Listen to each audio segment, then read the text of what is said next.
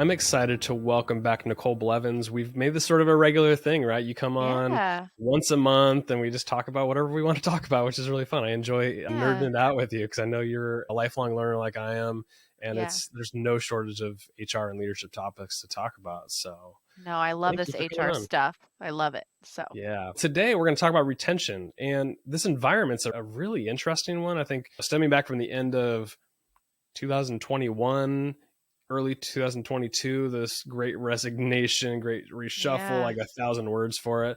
So retention was like at the forefront of everybody's minds, and it still is. And now yeah, we're entering this other environment, which is in lockstep with the great resignation still, is you have a lot of tech firms that are laying off a lot of people, like reduction yeah, in forces, and that doesn't feel good either. So I wanted to talk about retention because there's all of these daily interactions and touch points that we can enhance the employee experience. And I want to pick your brain on it. So you ready for this? yeah, I think so. And you're definitely right. It's been a hot topic, I think, for a while, retaining employees and retention. And it is really important. And there's a lot of little things that you can do, there's a lot of big things that you can do, and just so much to go through. I don't even know where to start. Where do you want to start? I want to start with current employees because I Okay. think like when you talk about retention, there's a lot of different people you can wow along the process, like candidates that you may Yeah. reject and eventually they come back around, or boomerang employees. So I want to touch on those. But let's talk about with current employees, what are maybe the top things that you would focus on from a retention standpoint? Like the start with the most important.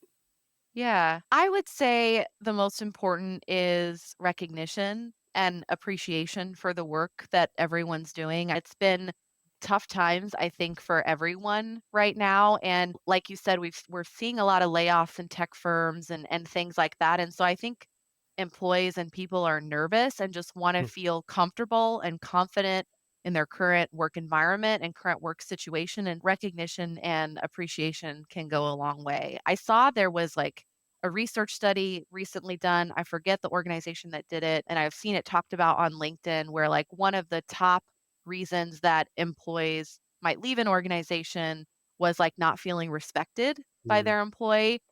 And I don't know if you've seen that, but that was really interesting to me when I first saw that because I was like, not feeling respected. Okay, what does that mean? Right. Because respect could mean a lot of different things to a lot of different people. And I don't think it means, "Oh, my manager cursed me out or something like that. I think it means I don't feel like my work was appreciated or respected, or my contributions were valued and respected. And so I think it goes a long way just to let people know that they're doing meaningful work and that they're doing a good job at what they're doing, and giving that feedback and recognition for all the work they're doing in such really difficult and crazy times, quite frankly. Yeah, I like where you started with the recognition because I think even when it comes to giving constructive feedback in the moment is always the most important thing. And so there's a mutual respect around like, hey, I'm going to recognize you when I see you doing amazing work and I'm going to call it out. But if there needs to be some improvement, I'm going to call it out in the moment too. I'm not going to wait for your annual review and then dump it on you. That's probably where the Yeah, lack of respect comes into play. It's like, why didn't you sure. just tell me that? I could have fixed it in the moment. Just be open with me about it. Yeah. And there's even in those tough conversations, there's recognition of the person. And I recognize that you're working really hard and you're trying your best. And here's just some feedback on ways that we can improve things. So there's still that recognition and appreciation for the work and for the fact that they're trying and they're giving their all and they're being engaged at work. Is there a particular cadence or methodology around how you like to recognize people? Like at a manager level, I get because it could be individual recognition, but like even a kind of a corporate, publicly recognized way. Yeah, I know you've talked about this on the podcast before of like our WOW card recognition program internally at Xenium. And I feel like a lot of organizations or people are like, "Oh, it's just this little recognition thing. Like, I don't have time for that or to manage that, or I don't know how meaningful that's really going to be to employees." And I can see why people think that, but I can tell you from personal experience, like when I receive wow cards, like, it almost brings me to tears sometimes, really, just to having that note of someone just saying, "Thank you so much for all your help with this. I really appreciate it. You don't know how much of an impact that this had on me." Because a lot of times we get in the rut of just like doing our jobs and like running on the hamster wheel that we don't actually have a chance to reflect on how that impacts the person that we're working with and how meaningful it is to them. So I think just that recognition of those small little things that you can do. I don't think you need to give someone like $1,000 bonus or have this super structured thing where you're needing to do a lot of that. Those really simple, meaningful conversations and informal feedback or recognition, I think, is the most impactful. You're gonna love that my camera just died on me, but that's fine. I'm I Wi-Fi. I did see that, but I was just like, I'm just gonna keep. I don't know what's going It's on. all good. So, what else from a retention standpoint would you focus on with employees that currently work for you? I mean, recognition is obviously a huge one, but what else keeps people there? We often hear they leave because of managers. Is that still true? Yeah, I definitely think so. I think that was another one of the top reasons why organizations left in that study that I mentioned was managers. So I think the other thing that can be done to help retain employees is organizations investing more time and resources in training and supporting their managers because a lot of managers don't have prior experience as managers, right? Were promoted because they were top performers and are now flying by the seat of their pants trying to figure out how do I manage? What am I supposed to do? What's the right way to do this? And just rely on prior experiences of what they've seen in a manager. And sometimes those experiences aren't good, right? I think it goes a long way really training and supporting managers on how to effectively coach people and give feedback and give recognition and ask meaningful questions on what makes that person want to stay, on how to retain them. Because what is going to retain me versus what's going to retain you, Brandon, versus another person could look very different. And my philosophy is always you don't know unless you ask. So asking those questions in one-on-ones, what is one thing I can do as a manager to best support you? What are the key things that keep you working here that are meaningful to you? What is something that's going to make you decide to leave? What's the most frustrating part of your job? And figuring out ways that you can help improve that. I interviewed Scott Ballard. The episode's not out yet, but he said something that was so interesting about like what keeps people there. He's like, most managers and leaders are not in tune to the hopes and the dreams of their employees. They treat them like a number, like a cog in a Yeah. wheel, and they only care about the task in front of them. Versus if you truly cared about your people and their career development, and they have a life outside of the workplace, if you just ask those questions and help support what their hopes and their dreams are, that's probably what keeps them there. Yeah.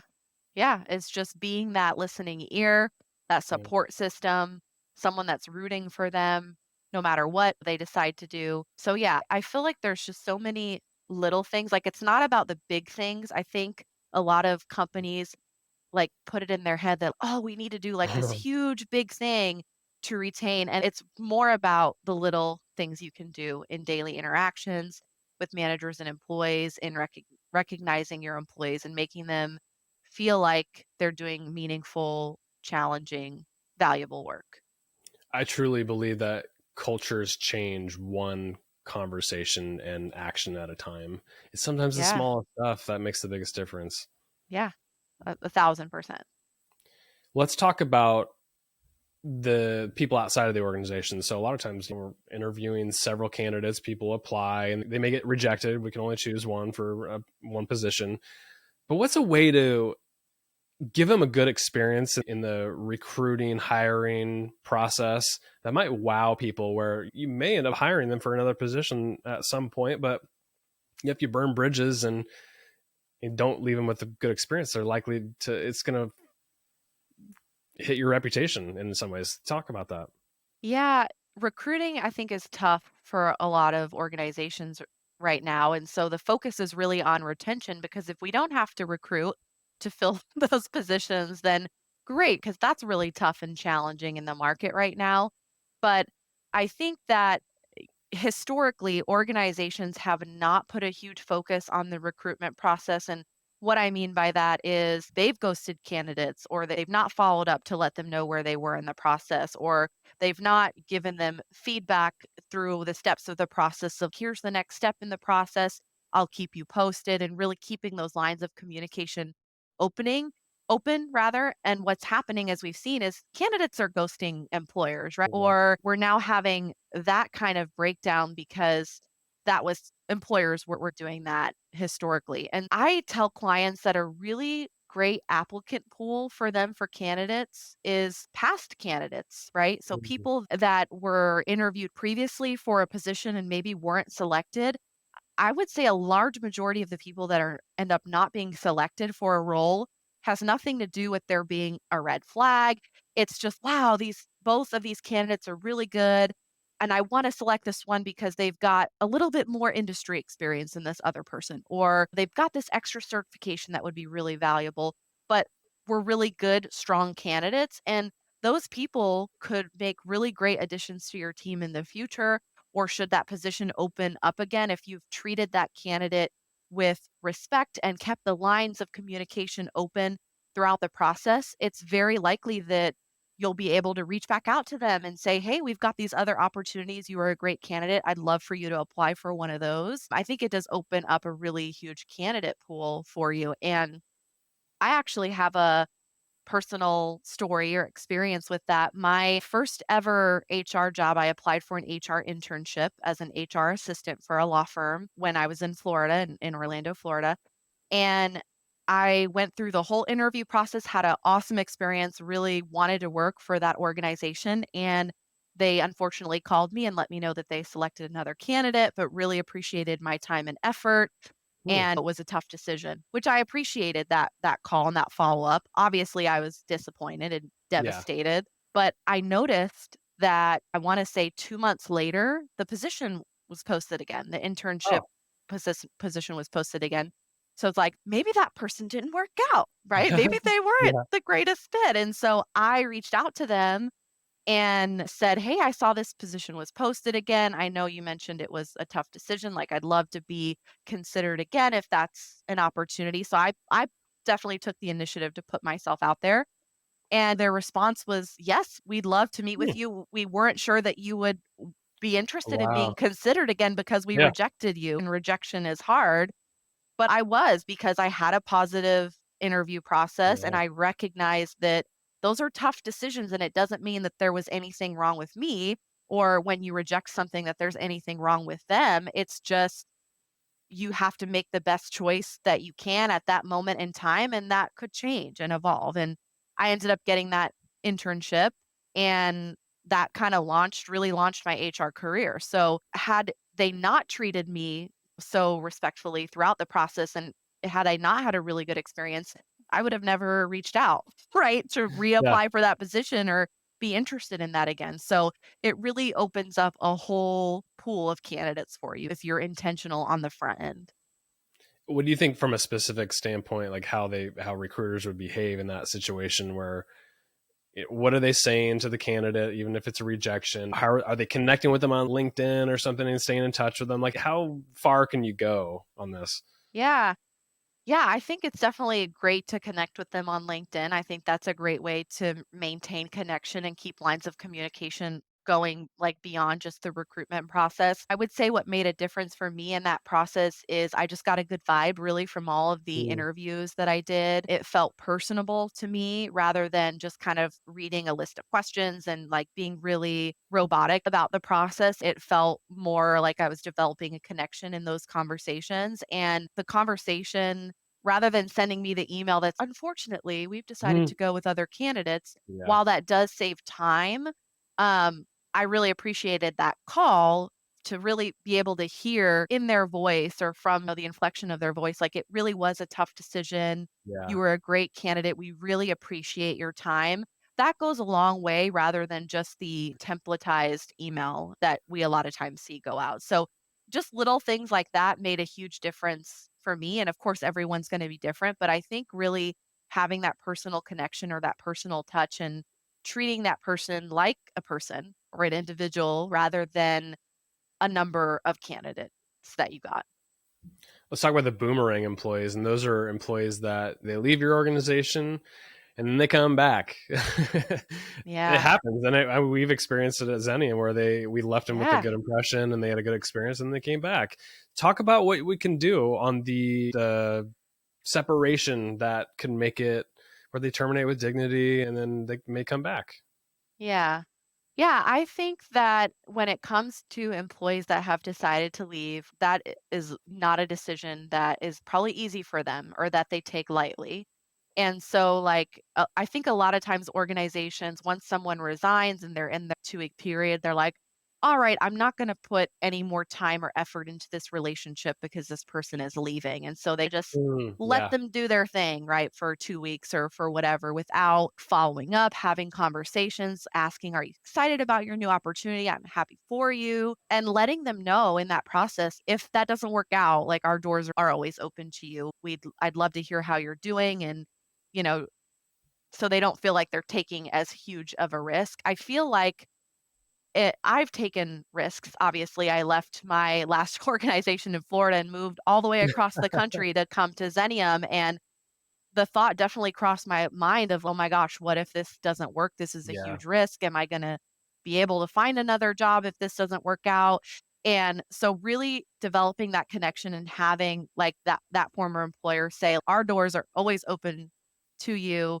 If, it doesn't work out, we're here for you. We support you. Reach out to us."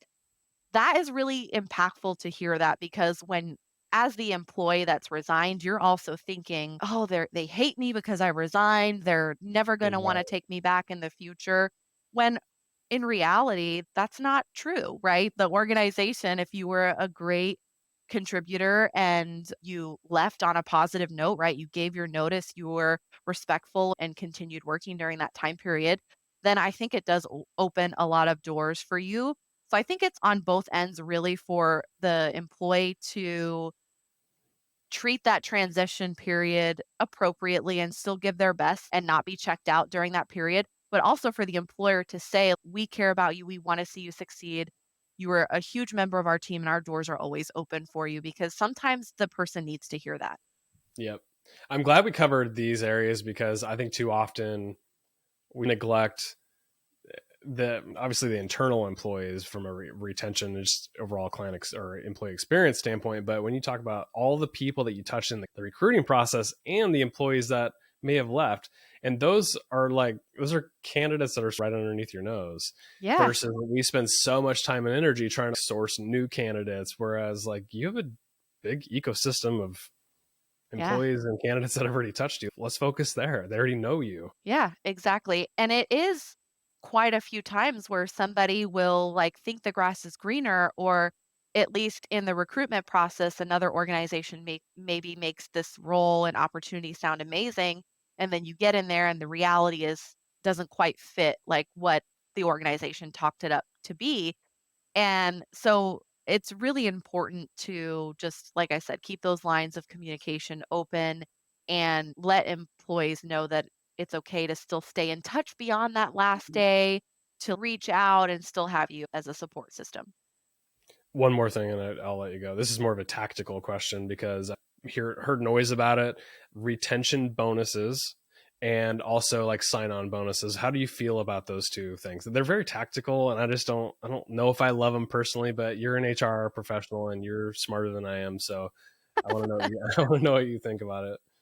Yeah, I mean, I've definitely heard that as well because it's been such a tough recruitment environment. It definitely poses complications, right? Because there's the Oregon Equal Pay Act Yeah, here in Oregon at least. So it's a lot more difficult to do things like that because now you're essentially paying a new employee coming in more than in terms of total compensation for that year than existing employees potentially, which can cause things to go out of balance with the Oregon Equal Pay Act. So there are some states where they don't have a law like that, and that's very common and very popular and helps attract candidates. I would say in the healthcare field too, that's very popular to offer like retention or sign-on bonuses. So it can be an effective tool, but it's not without its like complications, right. right? And without existing employees feeling like, oh, there's all these retention and sign-on bonuses. Yeah, I could get that if I go work for somewhere else then. So it's not without its challenges. So I'm personally not a huge fan of it either I know. for that. I was driving through my town and there was a local diner, which I love. They have a great chicken fried steak that I love. And they had a sign that said, now hiring cooks with a $3,000 sign on bonus. And I'm like, God, if I was an Whoa. existing cook, like how I would be pissed. Yeah, Should I leave real quick and then come back and then you give me that bonus or I like, I don't know. Can I resign and then reapply and You're then right. get hired? Will I get that? Yeah, I mean, that definitely crosses people's minds. And so while I get the intention behind it is like to get positions filled quickly and try to compete in this market, it definitely has other ramifications that I think organizations may not be thinking about when they start doing that. Yeah, contact your local HR professional for Yeah, guidance there. exactly. Contact Xenium. Yeah. I love it. Nicole, this is a blast. I always appreciate when you and I get to come on here and just geek out. So thanks for coming on, and I appreciate you. Anything that you'd want to say in parting on this topic or anything else? No, just retention is really important. I think it's going to continue to be top of mind as the labor market is really tight right now. And so just think through things before making kind of quick decisions to try and solve a short-term problem, really thinking long-term. And like I said before, jokingly, but really mean it, reach out to us at Xenium. Like we're here to talk through the pros and the cons of different things before you implement something like that. So definitely lean on us as a resource. And I love having these conversations with you too, Brandon. So thanks for always inviting me to talk about these important things. My special guest has been Nicole Blevins. Thanks for coming on the show. Thanks. Bye.